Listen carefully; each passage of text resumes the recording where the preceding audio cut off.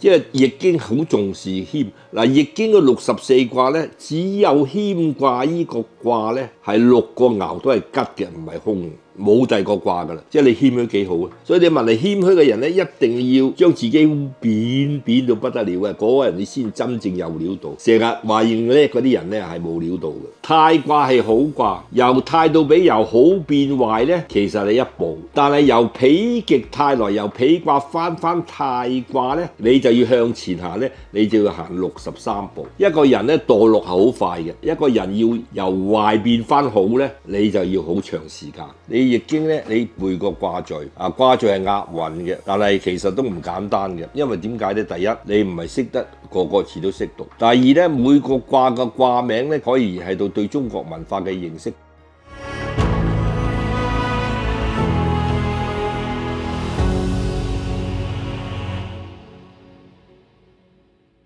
如果大家對易經有興趣咧，第一關要過嘅就係要背熟易經64卦嘅卦序歌。嗱，呢個卦序咧就相傳係孔子所定嘅，係見喺《易傳》裏邊嘅《序卦傳》。咁啊，《序卦傳》大家要睇嘅，又講明一啲卦咧，點解第一卦係乾卦，第二卦係坤卦，第三卦係徵卦，一路咁講。個次序咧對大家好重要嘅，因為你懂得個卦序咧，你就馬上知道咧每個卦同每個卦之間嘅關係。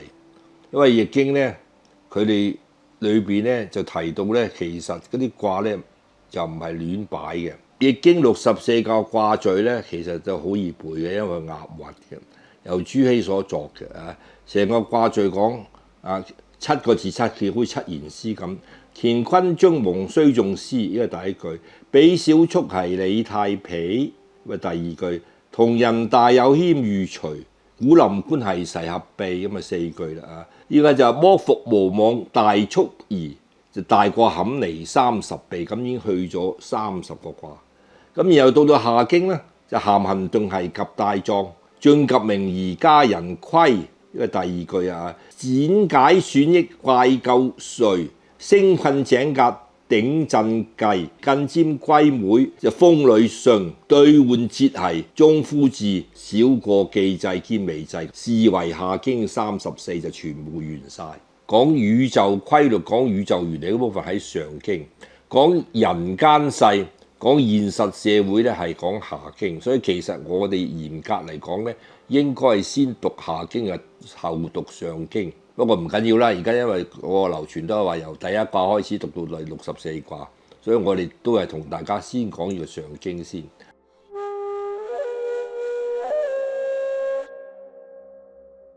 你易經咧，你背個卦序啊，卦序係押韻嘅，但係其實都唔簡單嘅，因為點解咧？第一，你唔係識得個字都識讀。第二咧，每個卦嘅卦名咧，可以係到對中國文化嘅認識。其中一樣嘢就話，好多易經嘅卦咧個名咧，你可以從甲骨文最早期嘅甲骨文嘅結構去推敲，同埋佢每個卦咧個字面嘅意義同佢真實嘅意義係唔同嘅，所以大家可以參考咧。其實外國人都做咗好多嘢。其實讀易經咧，我成日都同好多朋友講咧。你係不妨買啲英文嘅參考書，講英文嘅易經，因為佢係譯個意思出嚟，但係佢譯得好好嘅嗱。有幾本出名嘅易經嘅英文，一本咧就叫做係我哋香港多人熟悉嘅，就話呢個香港英華書院嘅創辦人啊，叫做 James Legge， 佢中文名叫李亞國。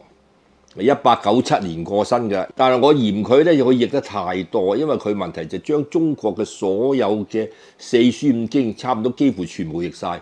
啊，《論語》《大學》《中庸》《萬子》啊，你講《禮記》啊、《詩經》啊，乜嘢都全部譯晒，變咗咧佢嘅易經唔得專注啊！佢呢本易經書就喺佢一本總輯度叫《Sacred Book of the East》，即係東方嘅聖書啊嘅第16章裏邊就講易經。其實仲有一本更好嘅英文嘅易經書咧，就叫做係 The Book of Change， 就係一個德國嘅傳教士，叫做係 Richard Wellham， 佢中文名叫做衛禮賢，其實都好現代，1930年先過身嘅啫。其實你睇佢個易經書咧，其實你可以恍然大悟，哦係咁樣嘅。譬如話《易經》嘅卦序嘅第一句，乾坤將蒙需重司，係咪有個需字？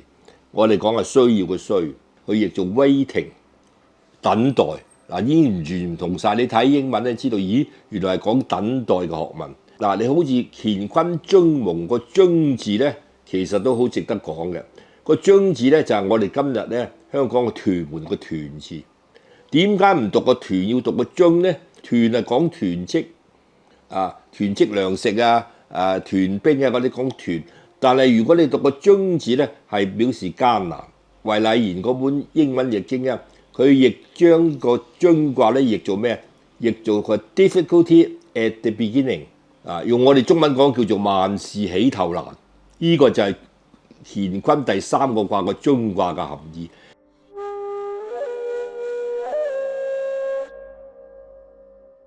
嗱，你見到呢個比小畜係履太否啊，第11卦係太卦，第12卦係否卦。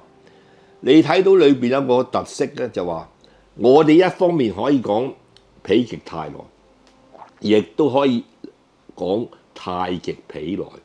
泰卦係好卦，由泰到否，由好變壞咧，其實係一步。但係由否極泰來，由否卦翻泰卦咧，你就要向前行咧，你就要行63步。所以反映到一個人生道理啊！一個人咧墮落係好快嘅，變壞好易嘅。一個人要由壞變翻好咧，你就要好長時間。即係等於股市，股市升咧就慢慢升嘅，一跌咧就直情係差唔多好似山上嘅石頭滾落嚟，一跌就跌千幾2000點，上咧就慢慢百幾點咁慢慢上。而家都係㗎，而家香港股市升得好慢㗎一路咁升10幾點、100幾點咁升。你講易經咧，除咗要識得嗰啲字點讀咧，仲有一個問題咧，就話呢個更考功夫，要識得解卦。因為易經係要執山嘅，要捉機嘅。譬如南齊時代有個古仔講啦，有個人嘅阿爸咧患咗重病，咁佢就去占卜，咁占卜得嚟咧就得到個泰卦。咁嗰個解卦嘅師傅咧就同佢講：哇，恭喜你，你阿爸個病會好翻嘅，因為泰卦啊嘛，泰卦係吉噶嘛，安泰康泰仲唔好翻。咁但係問題佢為咗穩陣，問多個占卜師傅，究竟係咪真係個爸個病好翻？但係呢個師傅就講：你差唔多買定棺材準備，你阿爸就嚟瓜噶啦。咁究竟邊個啱啊？咁結果發現咧。又話佢阿爸會就快死嗰個啱，點解明明係一個吉卦會問到係會死咧？咁呢問題就話你個解卦嘅人唔識解，泰卦係地天泰，上邊係地，下邊係天，有交流。但你知道咧，解卦咧係要針對性嘅，因為你問你個爸個病好唔好得返。而你知道個乾卦咧，佢有好多象徵嘅。乾卦可以象徵天，但係乾卦亦都可以象徵爸爸，象徵父。你而家問阿爸啊嘛，所以個天咪象徵你個爸爸咯。個爸爸喺地下邊，咪即係埋咗咯，好清楚嘅，係嘛？即係你唔識解，話將個乾卦解做天，咁你跟住問啦，明明係吉㗎。個泰卦係講吉嘅，點解無端端會變咗會阿爸會死咧？你又唔知道。中國人有句講法叫做咩？叫做入土為安。基督教最明白啦。人死咗咧，基督教咧係唱歌嘅，唱聖詩嘅，係高興佢能夠上天堂嘅，唔係喊苦喊忽嘅。所以人死咧，死嗰個冇事嘅，係唔死嗰人先叫悲慘嘅啫。死嗰有乜所謂？解脫。佛家講解脫，所以問題咧，人死咗係泰卦係啱嘅，入土為安。所以你睇到咧，唔識解就唔掂。如果你再解落去咧，你甚至可以講，既然咧嗰個下卦係乾，乾除咗象徵爸爸，仲可以象徵咩？甚至可以講你阿爸個病咧係同頭有關，同呢個骨有關，同肺有關。乾卦可以象徵頭，可以象徵肺，可以象徵骨。你都可以講到出嚟啊！甚至問題亦都可以講埋你阿爸嗰個將來死咗之後啊，個墳墓啊，揀墳地係揀咩方向？乾卦係象徵西北，朝西北方就係好嘅。所以其實一個卦咧，間嘅乾卦你可以能夠咧係提供你好多象徵性嘅嘢，俾你可以能夠有一個想像嘅空間喺度嘅。咁呢個我哋講易經裏面嘅揀啲卦。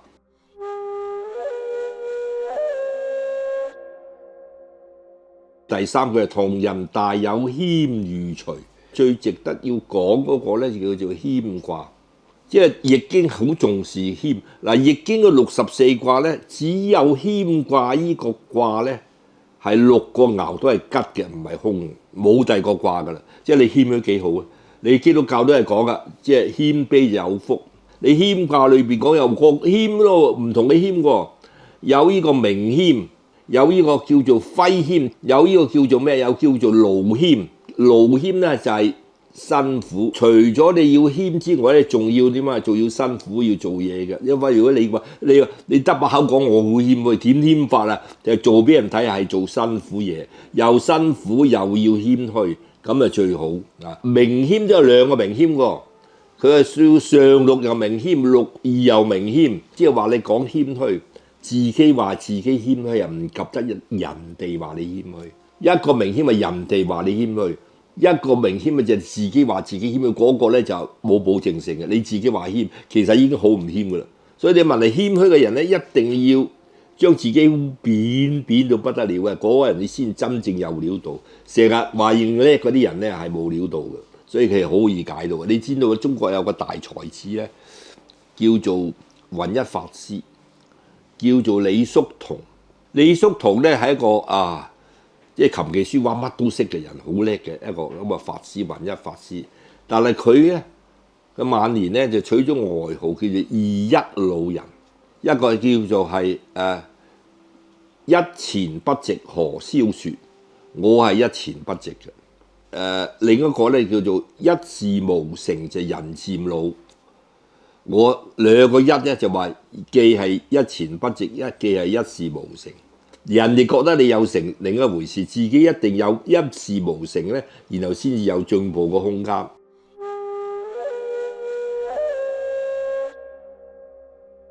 再落去咧就剝復無往大速移。呢個係講呢個剝復2個卦都係值得講嘅。呢個剝卦就又係剩翻5個陰爻，1個陽爻，剩翻最上頂嗰個係陽爻。個陽爻喺9二，表示年紀大嘅。個陽爻去到呢個係最頂，其實已經到咗 BB 仔嘅，呢個嬰孩嚟嘅。你諗下，所以個剝卦樣樣逐層着層，好似剝洋葱咁，逐層剝，你剝到後面咧，叫做剝光豬。剝光豬剝到邊度啊？咪好似 BB 仔出晒赤條條啦，一無所有咯。呢個就剝卦特色，你睇到啊，剝到冇晒啊，所以後邊小人剝路啊，連屋都冇得住嘅。復卦好值得講咧，就話其實我哋中國人有個大哲學家咧，叫做王陽明。王陽明當時期咧，因為得罪咗呢個太監劉瑾啊，就貶去呢個貴州嘅龍場驛。由貴陽咧，你坐大概1零2個鐘頭嘅車咧，你就已經去到貴陽嘅修文縣。王陽明喺龍場驛悟道嗰個岩洞我哋叫陽明洞。陽明縣仲有一個山窿叫做浣灞腋窩，明窩嘛，喺嗰度研究易經。我嗰時睇王陽明冇寫啊，我喺度睇咋，我覺得哇！成個灞腋窩咧〜喺個山下面望出去，個山窿好深好幽深，望出去一條光線，正式嗰個就叫做復卦。復卦就5個陰爻喺上，1個陽爻喺下低啊嘛，即係叫做曙光初露啊嘛。你見到個復卦係復卦嚟嘅，所以王陽明咧，佢話喺灞腋窩度咧係得到好多啟發，然後就致良知，講緊良知學啊嘛。但係王陽明咧嘅後人。後人咧，我哋叫羅近溪，變咗明萬歷時期嘅人咧。點解會講起羅近溪咧？羅近溪畢生人就專門研究呢個復卦。佢話乾坤卦之後咧，最重要嗰卦就伏卦，伏卦就俾我哋叫做冬至卦，一陽來伏啊！